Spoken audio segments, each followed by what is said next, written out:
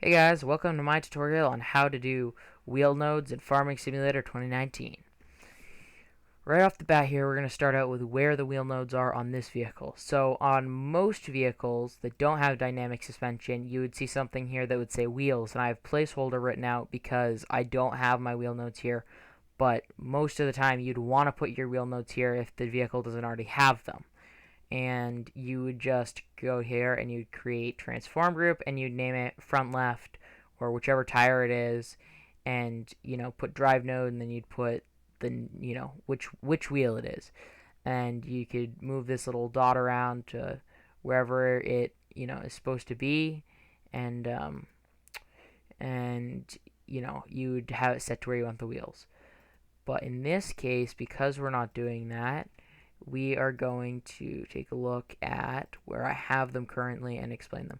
So we have drive node front left, which is the front left tire, and there's nothing here, it's just a dot, and you'll see that it says 10130, so that's the number for that tire. And if we hop back in here it says node, which is the same as the index path, 10130, and it also says drive node front left, and then it says I3D mapping ID and then node.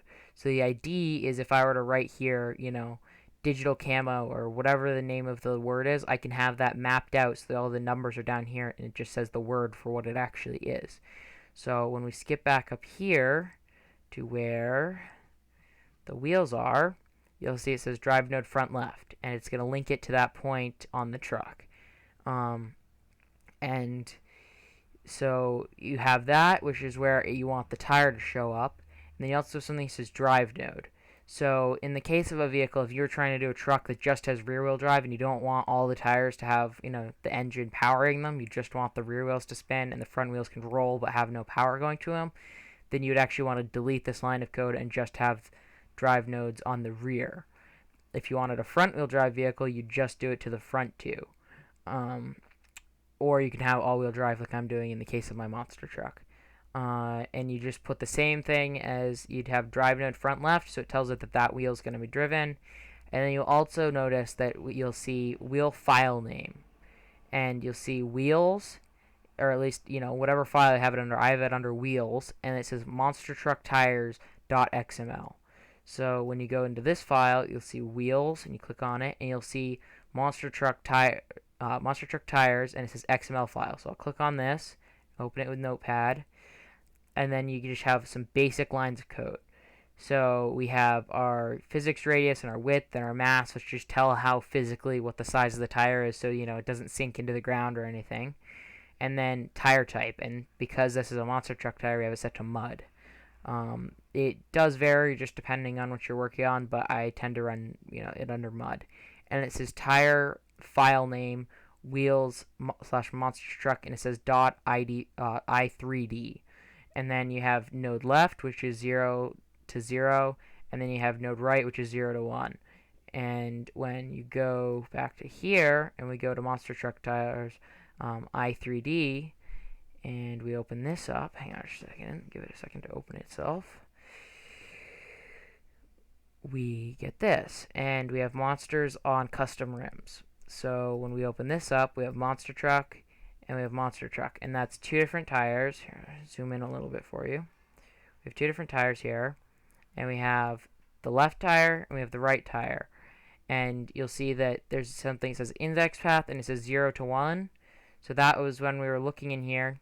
This says 0 to 1 right here, so that's telling it that it's the right tire, so that when we go back to the main monster truck thing and there's something that says is left, and because this is the right, I want it set to false.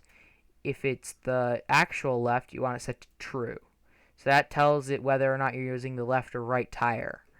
And that is pretty much how simple it is. You just have to have your notepad set to where the I3D is, and you have to have your main script set to where you have the file for the actual wheel, and you just have to have your drive node, and you can even set the numbers that I showed you down below to this if you don't want to have to go down and write all the other code. You can just write the numbers that I showed you previously, and not those specific numbers. Each truck will have its own set of numbers under.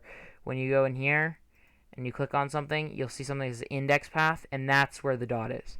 So if I, for example, create another transform group, and this is going to be a wheel, then it's going to be number 3. So the index path changes on every different vehicle, and it's always going to be something different. So write whatever the index path to your node is, and you can put that under here if you want to, instead of writing this out this way, which is a little bit simpler and easier to do.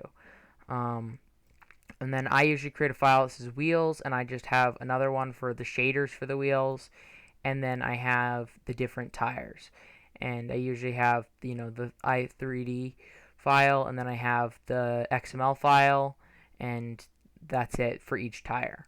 And then that's it. So it's pretty quick and easy, and I hope this helped you guys out, and if so, please leave a like, and if not, have a good day.